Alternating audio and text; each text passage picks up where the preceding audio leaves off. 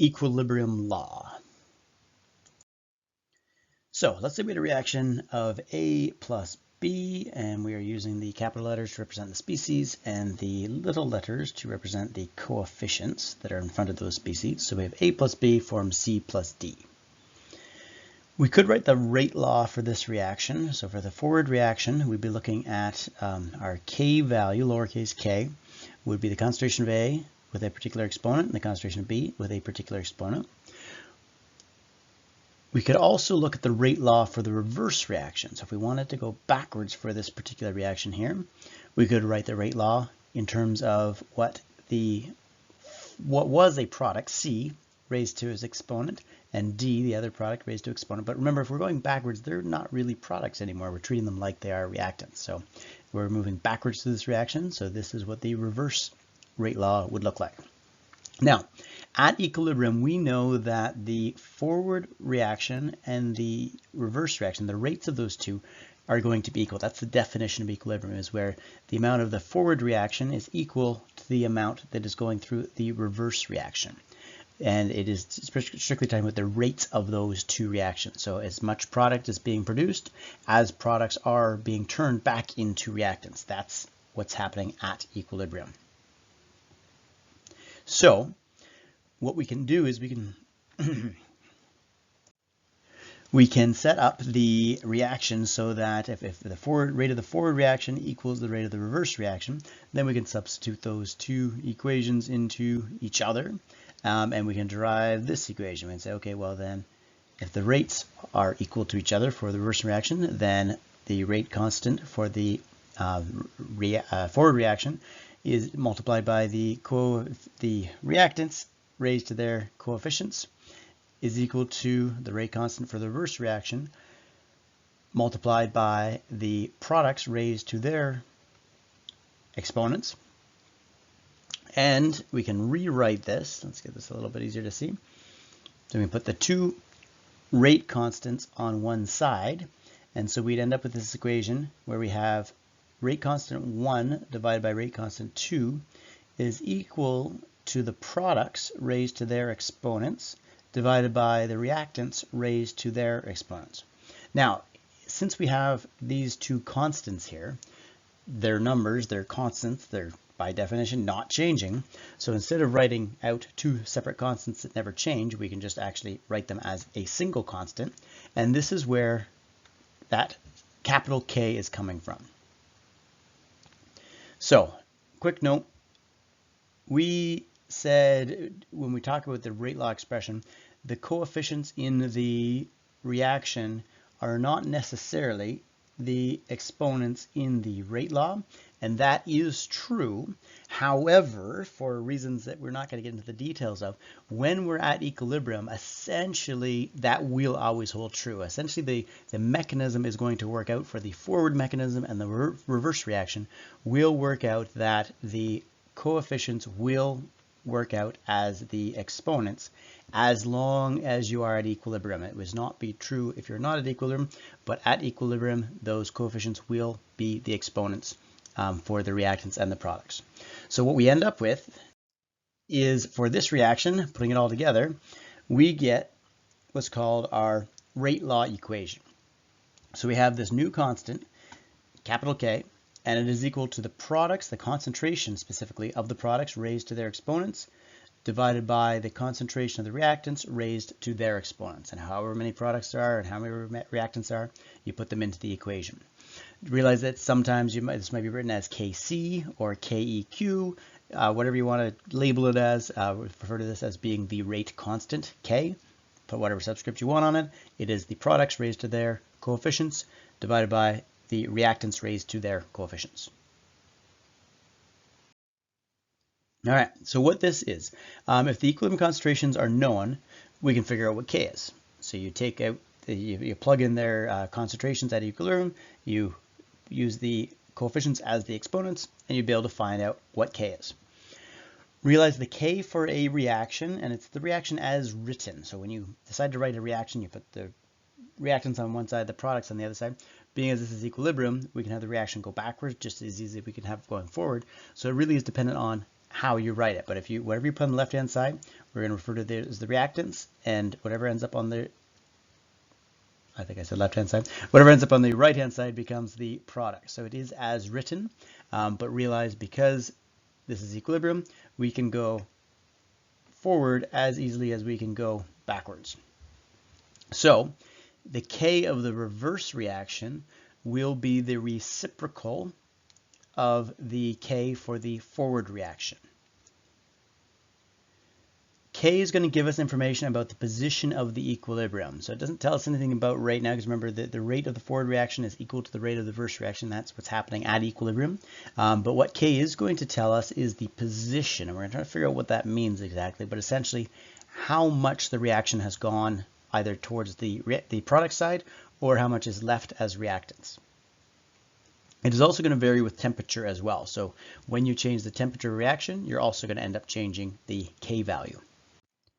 All right, so K is going to tell us about the ratio of the reactants to the products. So I'm going to get rid of that mark there.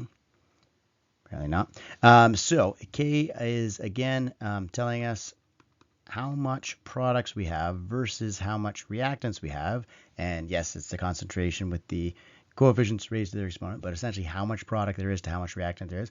The other way of thinking of that is that imagine a reaction starts off. I'm going to draw a teeter-totter here.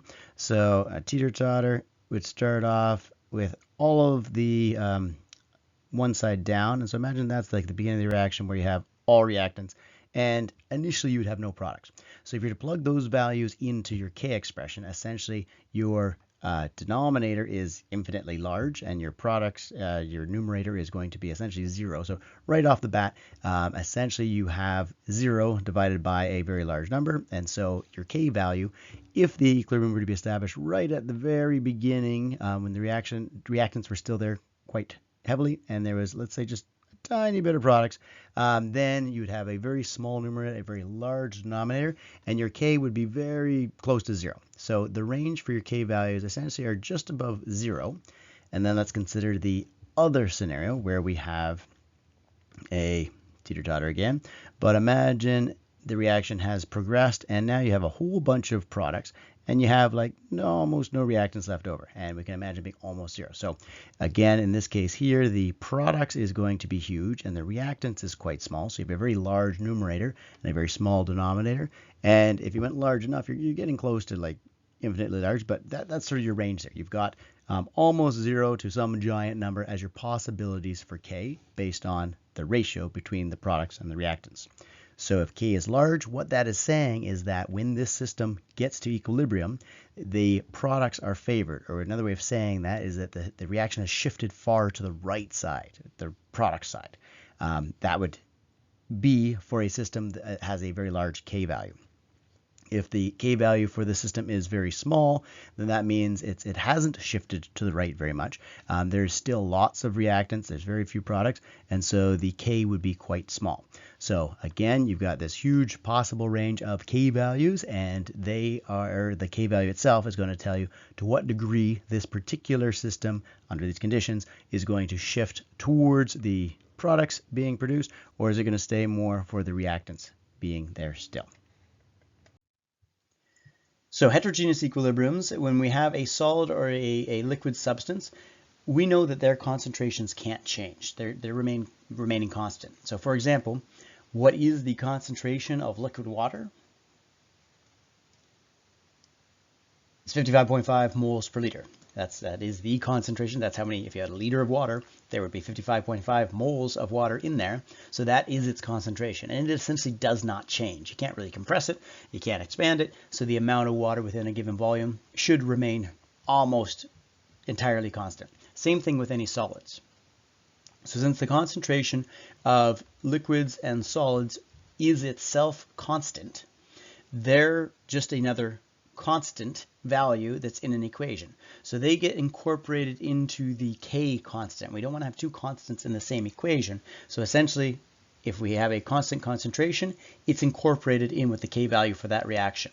So for example, if we were to take water and we were to decompose it to give hydrogen and oxygen, if we're starting with liquid water, its concentration will not change. So we could write the K expression for this, and K is the products over the reactants, and we use the coefficients as exponents. So we would have the concentration of the oxygen multiplied by the concentration of hydrogen, and hydrogen has a coefficient of 2, so we're using that as the exponent on hydrogen. Now water would be a reactant, it's on the bottom here, and there's a coefficient of 2. But what's important is that this water, its concentration does not change. It is a liquid, it must remain constant. And instead of having two different constants in an equation, essentially we eliminate this constant, or we incorporate it into the already constant value for K. So anytime you have a liquid or a solid, they're not going to show up in your K expression. And so the K expression for this reaction is just going to be the concentration of oxygen multiplied by the concentration of hydrogen squared.